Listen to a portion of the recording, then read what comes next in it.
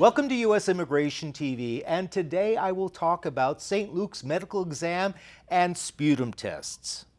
Well, according to the U.S. Embassy, and I quote, all immigrant visa applicants, regardless of age, require a medical examination prior to the issuance of a visa. And applicants are required to schedule a medical exam with St. Luke's Medical Center Extension Clinic 2 weeks before their visa interview. As part of this, the medical examination will include a medical history review, physical examination, chest x-ray, and blood tests for applicants 15 years of age or older. The U.S. also requires tuberculosis or TB testing for all applicants 2 years of age and older. And you're cautioned, you do not need to bring the x-rays to your visa interview unless you suffer from tuberculosis or TB. Now, I have no problem or issue with visa applicants being required to undergo medical exams, x-rays, or testing for TB. After all, it could create health issues to allow people into the U.S. with contagious diseases or infections.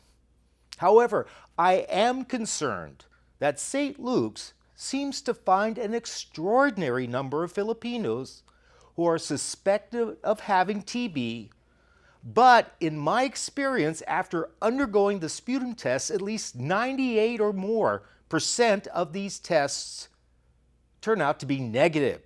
Meanwhile, the people are put through the time, expense, and delays of undergoing sputum tests, which almost always turn out negative. Now, I want to know, when did the Philippines become such a hotbed and breeding ground of TB?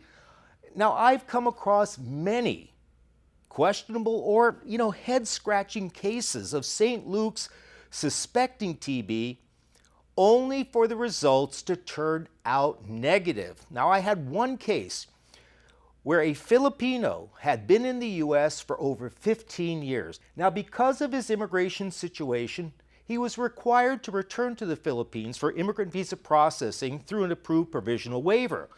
Just before leaving for the Philippines, he had his annual physical exam in the U.S.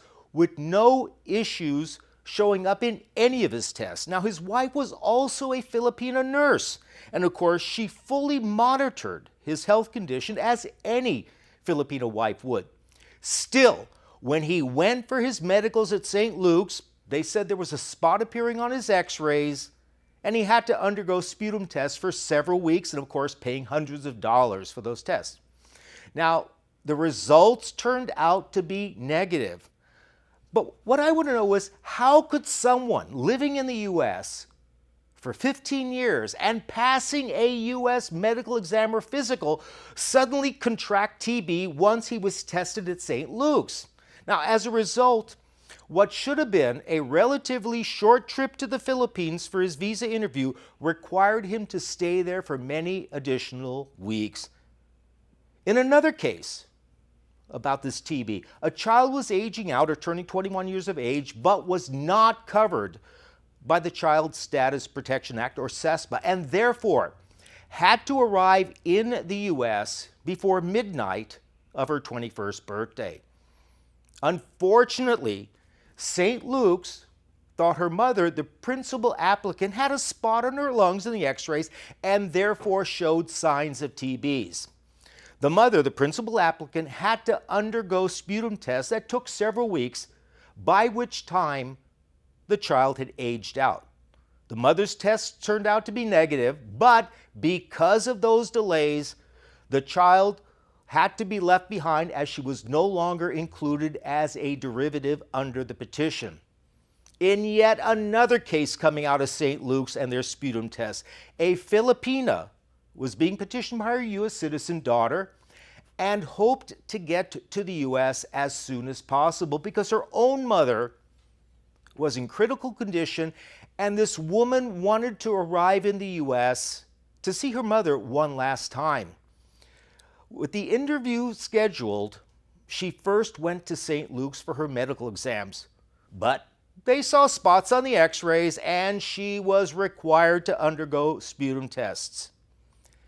By the time the tests were completed, the mother had already died. Now, adding pain and insult to injury, the sputum tests turned out negative.